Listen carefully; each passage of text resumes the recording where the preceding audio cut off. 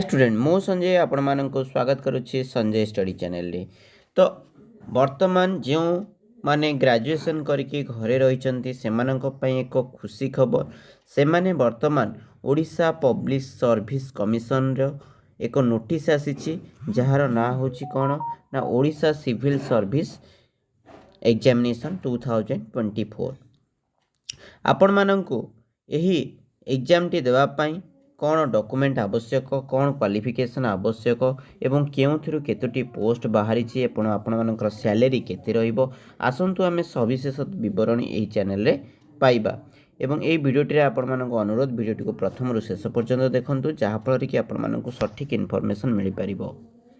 प्रथमे आपण माने देखंतु Odisha civil service examination 2024 online application are invited from the prospective candidates through the perform application from the made available in the website https://opsc.gov.in. The link for registration of submission online application shall be available from 10/1/2025. तो new year प्रथम vacancy आमर कौ तरफ आसी ना OPSC तरफ आसी OPSC कौन OCS Odisha civil service examination तरफ वर्तमान 10/1/2025 अर्थात जानुआरी 10 तारिख रु आपण मानकर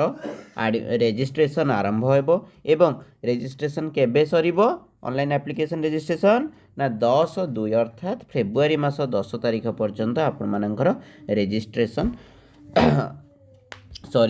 जीवो। The admission to the Odisha Civil Service Preliminary Examination 2024 requirement of the post and services coming under the Odisha Civil Group A and B.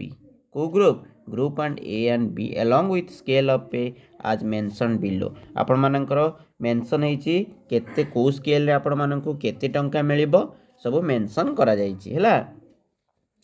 तो स्केल पे केते ना 3 स्केल पे तो देखिपे बर्तमान Odisha administrative service OAS group A post है group A post पे केते आमर 56,100 टंका केते 56,100 टंका एवं लेवल है 12 in the pay matrix under rule 3 of ORSP rules 2017 से बड़ी Odisha finance service group A junior branch आपण मानकर से भली हमर आसीबो केते टंका मासिक दरमा आपण मानकर ना 56,100 टंका। ठीक से भली ग्रुप बी पोस्ट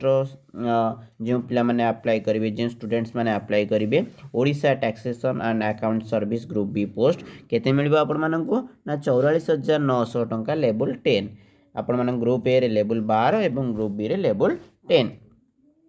से भली at the present only online application are invited from candidates for admission to the OCS preliminary main and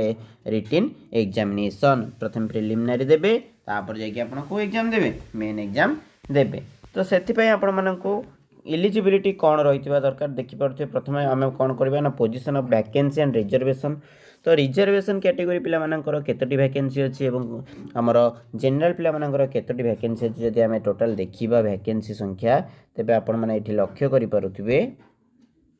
आमर ओडिशा एडमिनिस्ट्रेटिव सर्विस रे टोटाल आमर वैकेंसी होची 12 ओके टोटाल वैकेंसी 12 आपण मानकर ओमेन मानक पय सेथिरो रहि जाउची हमर 4टी ओके अनरिजर्वड कैटेगरी पिला मानकर टोटाल बॉयज मानकर 6 एवं ओमेन मानकर 2 सेही भली एससी बीसी पिला मानकर ओमेन मानकर पय 0 ओके सेही भली एससी पिला मानकर पय 2 एवं ओमेन कर 1 से एसटी पिला मानकर सेही भली ओमेन रो 1 सेही भली विभिन्न प्रकार कैटेगरी आपण मानकर टोटाल हमरा आसी छि केतोटी वैकेंसी आसी ना जदि हम 6टी जगह पोस्ट को देखिबा टोटाल वैकेंसी हमर केते आसी 200 टी वैकेंसी आसी छि सेथि मध्य आपण मानकर ओमेन मानक पय केतोटी ना 65 टी रिजर्व हेकी रही से भाई आपण मानकर पीडब्ल्यूडी पिला मानक पय मध्य रिजर्व हेकी अछि आपण माने एठी देखि पारुथिबे कैटेगरी 1 कैटेगरी 2 एलिजिबिलिटी कोन रही ना आपण माने आपण जे कोनोसी स्टेट रू बिलंग्स करिपारथांतु आपण गोटे सिटीजन होइथिबे कोटार आम इंडिया अर्थात आपण माने इंडियन होइथिबा आवश्यक। एज लिमिट आपण मानकु केते ना 21 वर्ष रु 38 वर्ष भितर आपण मानक होइथिबा दरकार। फर्स्ट डे ऑफ जनवरी 2024 भितर आपण मानकु जदि 21 वर्ष होइछि तेबे आपण अप्लाई करि परिबे। आपणको 2 जनवरी 1986 रु कम एवं 1 जनवरी 2003 रु अधिक अर्थात आपण मानक 1 जनवरी 2003 रु डेट ऑफ बर्थ जदि 1986 2 जनवरी भितर रही तेबे आपण माने अप्लाई करि परिबे। बुझी पल्ले कोन कहली एसटी एससी एससी बीसी जो कैटेगरी मध्ये आपण माने रिलैक्सेशन एज रिलैक्सेशन एवं विथ डिजेबिलिटी सर्टिफिकेट जदि आपण मानकर थिबो तेबे एज रिलैक्सेशन आपण माने पाई परिबे। ठीक अछि।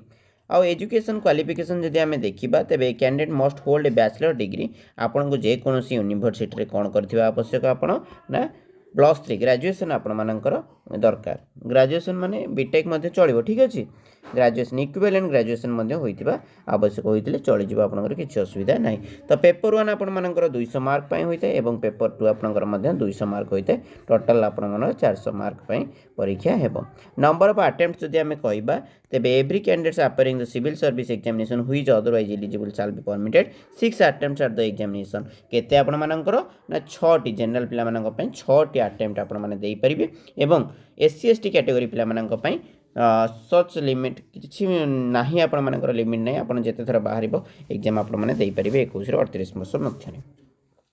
से भली जदि आमे लक्ष्य करिबा the number of attendance possible candidates belong to social economic ता माने एससी बीसी पिला मानक पई केतेडा ना 9 थरा एससी बीसी पिला माने अप्लाई करि परिबे। बुझी पाइले आपण माने। तो संपूर्ण वीडियोटी यह नथिला या किछि वीडियो किछि आपण मानक इन्फॉर्मेशन मिली जदि आपण मानक वीडियोटी किछि इन्फॉर्मेटिव लागु थाए तेबे लाइक कमेंट और शेयर एवं सब्सक्राइब करबा सहित पाखर थिबा बेल आइकन को ऑन कर दियंतु। जदि आपण चाहुचंदी किपरि हमर अप्लाई करा जाय ताहले आपण माने कमेंट करंतु जहाँ फल कि आम से वीडियोटी आपण मानक आनीदेबा एवं केउ केउ विषय रु कोन कोन केते क्वेश्चन आसीबो जदि आपण माने चाहुचंदी तेबे कमेंट करंतु जहाँ फल कि आम से विषय रे आपनको वीडियो प्रोवाइड करिवु। Thank you for